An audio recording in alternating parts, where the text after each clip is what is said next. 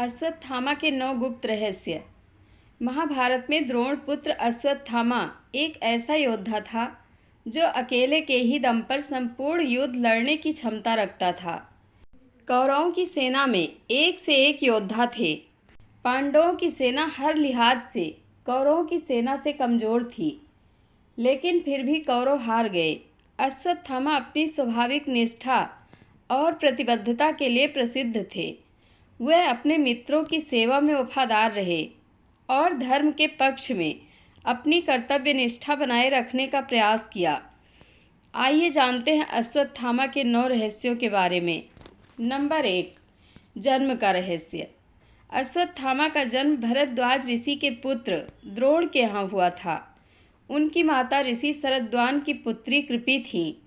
द्रोणाचार्य का गोत्र अंगिरा था। तपस्यारत द्रोण ने पितरों की आज्ञा से संतान प्राप्ति हेतु कृपि से विवाह किया। कृपि भी बड़ी ही धर्मज्ञ, सुशील और तपस्विनी थी। दोनों ही संपन्न परिवार से थे। जन्म लेते ही अश्वत्थामा ने उच्च श्रवा अर्थात अश्व के समान घोर शब्द किया, जो सभी दिशाओं और व्योम में गूंज उठा। तब आकाशवाणी हुई कि इस विशिष्ट बालक का नाम अश्वत्थामा होगा। नंबर 2, बदल गया द्रोण का जीवन। अश्वत्थामा के जन्म के बाद द्रोण की आर्थिक स्थिति गिरती गई। घर में कुछ भी खाने को नहीं बचा। विपन्नता आ गई। इस विपन्नता को दूर करने के लिए द्रोण परशुराम जी से विद्या प्राप्त करने उनके आश्रम गए। द्रोण आश्रम से लौटे तो घर में गाय तक न थी। अन्य ऋषि कुमारों को दूध पीते देख अश्वत्थामा दूध हेतु रोता था। और एक दिन द्रोण ने देखा कि ऋषि कुमार चावल के आटे का घोल बनाकर अश्वत्थामा को पिला चुके हैं और अबोध बालक मैंने दूध पी लिया यह कहते हुए आनंदित हो रहा है।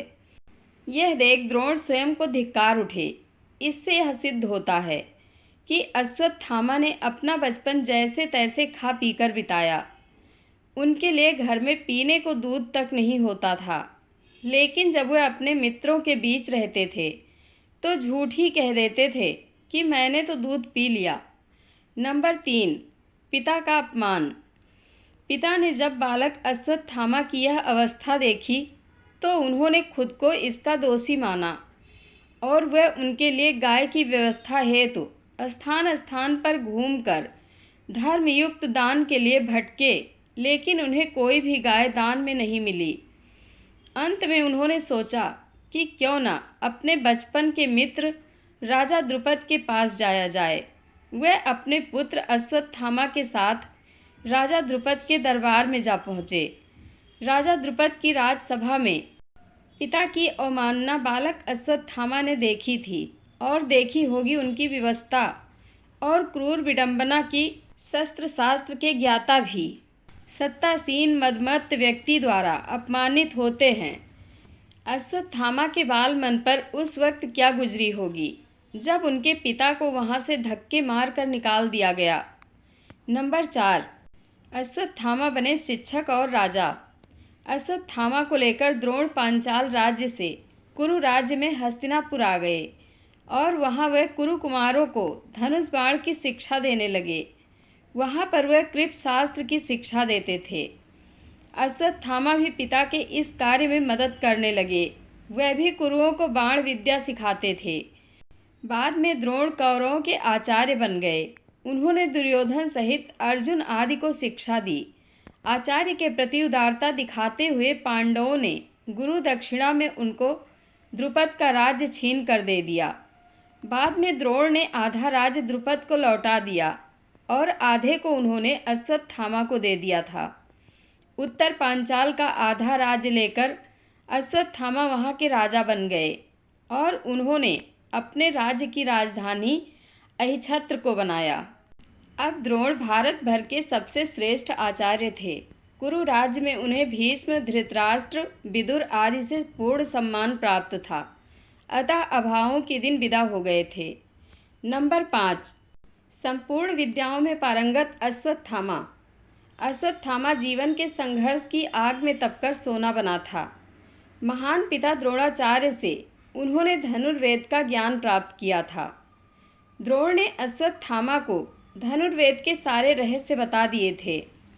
सारे दिव्यास्त्र, अग्नेय, वरुणास्त्र, पर्जन्यास्त्र, वायव्यास्त्र, ब्रह्मास्त्र, नारायणास्त्र, ब्रह्मशिर आदि सभी उसने सिद्ध कर लिए थे। वह भी द्रोण, भीष्म, परशुराम की कोटि का धनुर्धर बन गया। कृप, अर्जुन व कर्ण भी उससे अधिक श्रेष्ठ नहीं थे। नारायणास्त्र एक ऐसा अस्त्र था जिसका ज्ञान द्रोण के अलावा महाभारत के अन्य किसी योद्धा को नहीं था। यह बहुत ही भयंकर अस्त्र था। अश्वत्थामा के ब्रह्म तेज, वीरता, धैर्य, तितिक्षा, शस्त्र ज्ञान, नीति ज्ञान, बुद्धिमत्ता के विषय में किसी को संदेह नहीं था। दोनों पक्षों के महारथी उसकी शक्ति से परिचित थे। महाभारत काल के सभी प्रमुख व्यक्ति अश्वत्थामा के बल, बुद्धि व शील के प्रशंसक थे। भीष्म जी रथियों व अतिरथियों की गणना करते हुए राजा दुर्योधन से अश्वत्थामा के बारे में उनकी प्रशंसा करते हैं, किंतु वह अश्वत्थामा के दुर्गुण भी बताते हैं। उनके जैसा निर्भीक योद्धा कौरव पक्ष में और कोई नहीं था। नंबर 6, अश्वत्थामा का भय। जब राक्षसों की सेना ने घटोत्कच के नेतृत्व में भयानक आक्रमण किया तो सभी कौरव वीर भाग खड़े हुए। तब अकेले ही अश्वत्थामा वहां अड़े रहे। उन्होंने घटोत्कच के पुत्र अंजन पर्वा को मार डाला। साथ ही उन्होंने पांडवों की एक अक्षौहिणी सेना को भी मार डाला और घटोत्कच को घायल कर दिया। अश्वत्थामा कौरव सेना के प्रधान महारथी थे। कुरुराज ने अपने पक्ष की 11 अक्षौहिणी सेना को 11 महारथियों के सेनापतित्व में संगठित किया था। ये थे द्रोण, कृप, शल्य, जयद्रथ, सुदक्षिण, कृतवर्मा, अश्वत्थामा, कर्ण, भूरिश्रवा, शकुनी और ब्रह्मलीक। अतः अश्वत्थामा 11 सेनापतियों में एक प्रमुख स्थान रखता था। नंबर 7, अश्वत्थामा गज मारा गया। भीष्म के सरसैया पर लेटने के बाद 11वें दिन के युद्ध में कर्ण के कहने पर द्रोण सेनापति बनाए जाते हैं। दुर्योधन और शकुनी द्रोण से कहते हैं कि वे युधिष्ठिर को बंदी बना लें तो युद्ध अपने आप खत्म हो जाएगा। तो जब दिन के अंत में द्रोण युधिष्ठिर को युद्ध में हराकर उसे बंदी बनाने के लिए आगे बढ़ते हैं कि अर्जुन आकर अपने बाणों की वर्षा से उन्हें रोक देता है। नकुल युधिष्ठिर के साथ थे। वह अर्जुन भी वापस युधिष्ठिर के पास आ गए। इस प्रकार कौरव युधिष्ठिर को नहीं पकड़ सके, लेकिन द्रोण की संहारक शक्ति के बढ़ते जाने से पांडवों के खेमे में दहशत फैल जाती है। पिता पुत्र ने मिलकर महाभारत युद्ध में पांडवों की हार सुनिश्चित कर दी थी। पांडवों की हार को देखकर श्री कृष्ण ने युधिष्ठिर से छल का सहारा लेने को कहा। इस योजना के तहत युद्ध में यह बात फैला दी गई कि अश्वत्थामा मारा गया, लेकिन युधिष्ठिर झूठ बोलने को तैयार नहीं थे। तब अवंतिराज के अश्वत्थामा नामक हाथी का भीम द्वारा वध कर दिया गया। इसके बाद युद्ध में यह बात फैला दी गई कि अश्वत्थामा मारा गया। जब गुरु द्रोणाचार्य ने धर्मराज युधिष्ठिर से अश्वत्थामा की सत्यता जाननी चाहिए तो उन्होंने जवाब दिया, अश्वत्थामा मारा गया, परंतु हाथी। श्री कृष्ण ने उसी समय शंखनाद किया, जिसके शोर के चलते गुरु द्रोणाचार्य आखिरी शब्द हाथी नहीं सुन पाए और उन्होंने समझा कि मेरा पुत्र मारा गया। यह सुनकर उन्होंने शस्त्र त्याग दिए और युद्ध भूमि में आंखें बंद कर शोक में डूब गए। यही मौका था जबकि द्रोणाचार्य को निहत्था जानकर द्रौपदी के भाई धृष्टद्युम्न ने तलवार से उनका सिर काट डाला। यह समाचार अश्वत्थामा के लिए भयंकर रूप से दुखद था। पिता की छल पूर्वक हत्या के बाद अश्वत्थामा युद्ध के सभी नियमों को तोड़कर ताक में रख देता है। नंबर 8, नारायणास्त्र का प्रयोग। पिता की छल पूर्वक मृत्यु से दुखी होकर अश्वत्थामा मजबूर होकर नारायणास्त्र का प्रयोग करता है, जिसके चलते एक ही झटके में पांडवों सहित उनकी संपूर्ण सेना नष्ट हो जाती। सभी नारायणास्त्र से नष्ट हो जाते, लेकिन पांडवों को इस अस्त्र से बचने के लिए तुरंत ही कृष्ण उनसे अपने अपने अस्त्र त्याग कर रथ से नीचे उतरने का आदेश देते हैं और कहते हैं कि सभी नारायणास्त्र के सामने आत्मसमर्पण कर लो, अन्यथा मारे जाओगे। सभी पांडव और सेना ऐसा ही करती है। समर्पण से ही वे सभी बच सके। जब अश्वत्थामा यह देखता है कि सभी पांडव बच गए हैं, तो उसे उस अस्त्र पर संदेह होता है। तब वह अर्जुन पर आग्नेयास्त्र का प्रयोग करता है, लेकिन श्री कृष्ण के कारण अर्जुन फिर बच जाता है। तब अश्वत्थामा को बड़ा क्रोध आता है। वह अपना धनुष फेंक देता है और अपनी विद्या पर संदेह करने लगता है। नंबर 9, अंत में ब्रह्मास्त्र का प्रयोग और अश्वत्थामा की मणि का रहस्य। 18वें दिन कौरवों के 3 योद्धा शेष बचते हैं, अश्वत्थामा, कृपाचार्य और कृतवर्मा। इसी दिन अश्वत्थामा द्वारा पांडवों के वध की प्रतिज्ञा ली गई, लेकिन समझ में नहीं आता कि कैसे पांडवों को मारा जाए। एक उल्लू द्वारा रात्रि को कौवे पर आक्रमण करने पर एक उल्लू उन सभी को मार देता है। यह घटना देखकर अश्वत्थामा के मन में भी यही विचार आता है और वह घोर काल रात्रि में कृपाचार्य तथा कृतवर्मा की सहायता से पांडवों के शिविर में पहुंचकर सोते हुए पांडवों के 5 पुत्रों को पांडव समझकर उनका सिर काट देता है। इस घटना से धृष्टद्युम्न जाग जाता है, तो अश्वत्थामा उसका भी वध कर देता है। अश्वत्थामा के इस कुकर्म की सभी निंदा करते हैं। अपने पुत्रों की हत्या से दुखी द्रौपदी विलाप करने लगती है। उसके विलाप को सुनकर अर्जुन उस नीच कर्म हत्यारे ब्राह्मण पुत्र अश्वत्थामा के सिर को काट डालने की प्रतिज्ञा लेते हैं। अर्जुन की प्रतिज्ञा सुन अश्वत्थामा भाग निकलता है। तब श्री कृष्ण को सारथी बनाकर एवं अपना गांडीव धनुष लेकर अर्जुन उसका पीछा करता है। अश्वत्थामा को कहीं भी सुरक्षा नहीं मिली, तो भय के कारण वह अर्जुन पर ब्रह्मास्त्र का प्रयोग कर देता है। मजबूरी में अर्जुन को भी ब्रह्मास्त्र चलाना पड़ता है। ऋषियों की प्रार्थना पर अर्जुन तो अपना अस्त्र वापस ले लेता है, लेकिन अश्वत्थामा अपना ब्रह्मास्त्र अभिमन्यु की विधवा उत्तरा की कोख की तरफ मोड़ देता है। कृष्ण अपनी शक्ति से उत्तरा के गर्भ को बचा लेते हैं।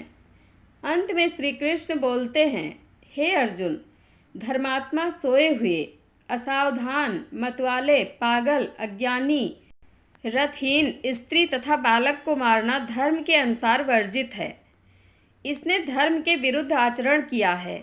सोए हुए निरपराध बालकों की हत्या की है। जीवित रहेगा तो पुनः पाप करेगा, अतः तत्काल इसका वध करके और इसका कटा हुआ सिर द्रौपदी के सामने रखकर अपनी प्रतिज्ञा पूरी करो। श्री कृष्ण के इन वचनों को सुनने के बाद भी अर्जुन को अपने गुरु पुत्र पर दया आ गई और उन्होंने अश्वत्थामा को जीवित ही शिविर में ले जाकर द्रौपदी के समक्ष खड़ा कर दिया। पशु की तरह बंधे हुए गुरुपुत्र को देखकर द्रौपदी ने कहा, हे आर्यपुत्र, ये गुरुपुत्र तथा ब्राह्मण है। ब्राह्मण सदा पूजनीय होता है और उसकी हत्या करना पाप है। आपने इसके पिता से इन अपूर्व शस्त्रों का ज्ञान प्राप्त किया है। पुत्र के रूप में आचार्य द्रोण ही आपके सम्मुख बंदी के रूप में खड़े हैं। इनका वध करने से इनकी माता कृपि मेरी तरह ही कातर होकर पुत्र शोक में विलाप करेंगी। पुत्र से विशेष मोह होने के कारण ही वह द्रोणाचार्य के साथ सती नहीं हुई। कृपि की आत्मा निरंतर मुझे कोसेगी। इनके वध करने से मेरे मृत पुत्र लौटकर तो नहीं आ सकते, अतः आप इन्हें मुक्त कर दीजिए। द्रौपदी के इन धर्मयुक्त वचनों को सुनकर सभी ने उनकी प्रशंसा की। इस पर श्री कृष्ण ने कहा, हे अर्जुन, शास्त्रों के अनुसार पतित ब्राह्मण का वध भी पाप है और आतताई को दंड ना देना भी पाप है, अतः तुम वही करो जो उचित है। उनकी बात को समझकर अर्जुन ने अपनी तलवार से अश्वत्थामा के सिर के केस काट डाले और उसके मस्तक की मणि निकाल ली। मणि निकल जाने से वह त्रिहीन हो गया। बाद में श्री कृष्ण ने अश्वत्थामा को 6000 साल तक भटकने का शाप दिया। द्रोणाचार्य ने शिव को अपनी तपस्या से प्रसन्न करके उन्हीं के अंश से अश्वत्थामा नामक पुत्र को प्राप्त किया। अश्वत्थामा के पास शिव जी के द्वारा दी गई कई शक्तियाँ थीं। वह स्वयं शिव का अंश थे। जन्म से ही अश्वत्थामा के मस्तक में एक अमूल्य मणि विद्यमान थी, जो कि उसे दैत्य, दानव, शस्त्र, व्याधि, देवता, नाग आदि से निर्भय रखती थी। इस मणि के कारण ही उस पर किसी भी अस्त्र शस्त्र का असर नहीं हो पाता था। द्रौपदी ने अश्वत्थामा को जीवन दान देते हुए अर्जुन से उसकी मणि उतार लेने का सुझाव दिया। अतः अर्जुन ने इनकी मुकुट मणि लेकर प्राणदान दे दिया। अर्जुन ने यह मणि द्रौपदी को दे दी, जिसे द्रौपदी ने युधिष्ठिर के अधिकार में दे दी। शिव महापुराण शतरुद्र संहिता 37 के अनुसार अश्वत्थामा आज भी जीवित हैं और वे गंगा के किनारे निवास करते हैं, किंतु उनका निवास कहाँ है यह नहीं बताया गया है। जय श्री कृष्ण। आप लोगों को कथा कैसी लगती है कमेंट बॉक्स में अपनी राय अवश्य दें। धन्यवाद।